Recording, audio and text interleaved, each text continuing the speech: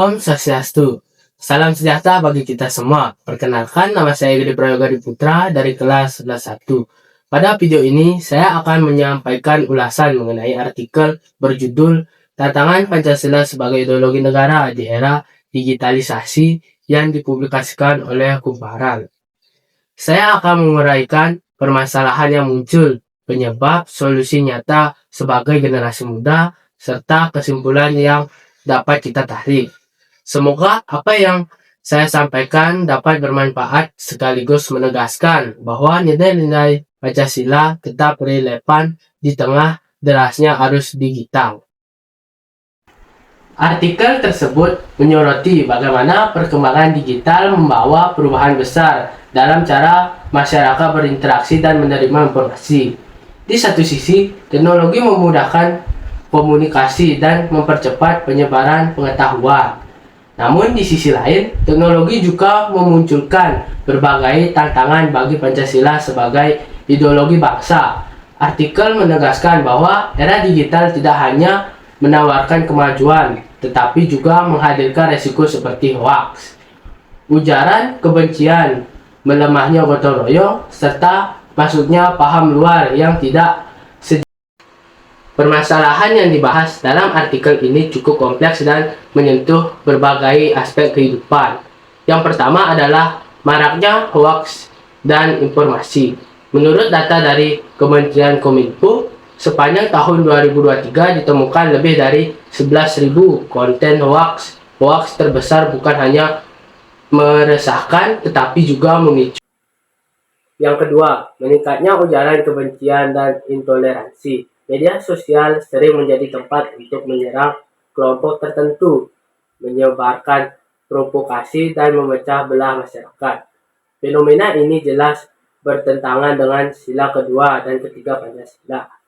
Yang ketiga, memudarnya nilai gotong royong. Teknologi membuat banyak orang lebih fokus kepada dirinya sendiri sehingga interaksi sosial secara langsung semakin berkurang. Masyarakat menjadi lebih individualis dan budaya saling membantu mulai tersisihkan. Penyebab permasalahan. Permasalahan tersebut tidak muncul begitu saja. Ada sejumlah faktor yang terjadi penyebab, yaitu 1. Rendahnya literasi digital masyarakat, sehingga mudah terpercaya informasi palsu. Yang kedua, kurangnya kesadaran untuk melakukan verifikasi, terutama sebelum membagikan konten. Yang ketiga, algoritma media sosial yang menonjolkan konten provokatif, bukan konten edukatif. Yang keempat, minimnya pemahaman terhadap nilai-nilai Pancasila dalam kehidupan sehari-hari. Yang kelima, globalisasi yang begitu cepat sehingga budaya luar lebih mudah diterima dibanding nilai luhur bangsa sendiri.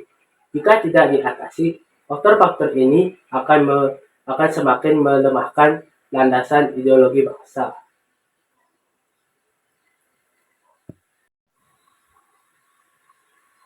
Selanjutnya, solusi sebagai generasi muda. Sebagai generasi muda, kita bukan hanya menggunakan teknologi, kita adalah penentu masa depan bangsa.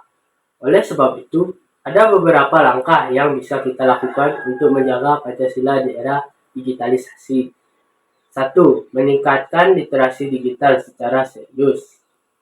Kita perlu memahami cara mengecek fakta, mengenali hoaks, dan memfilter informasi. Gunakan sumber resmi, cek Kominfo, cek fakta, dan Bloomberg hoaks sebelum membandingkan informasi. Yang kedua, menggunakan media sosial untuk hal yang positif. Sebagai konten yang mengajak toleransi, persatuan, dan kepedulian sosial, setiap unggahan yang kita buat bisa menjadi contoh sikap berpancasila. Yang ketiga, mempraktikkan nilai toleransi dalam interaksi digital.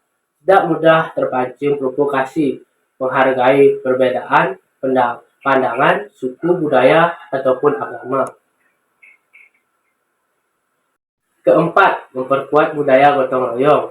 Mengikuti kegiatan sosial, kerja bakti, donasi, online, atau program peduli sesama. Gotong royong tidak harus selalu fisik, tapi bisa dalam bentuk kerjasama di ruang digital. Dan yang terakhir, yang kelima, menekankan kebanggaan terhadap identitas bangsa. Mengapresiasi budaya lokal, mendukung produksi lokal, serta bangsa dan keragaman Indonesia. Dengan langkah-langkah ini, kita dapat memastikan bahwa Pancasila tidak hanya menjadi nilai yang dihafal, tetapi benar-benar menjadi pedoman berperilaku dalam dunia nyata maupun dunia digital. Sebagai penutup, saya menyimpulkan bahwa era digital memberikan dua sisi yang berbeda, peluang besar dan tantangan besar.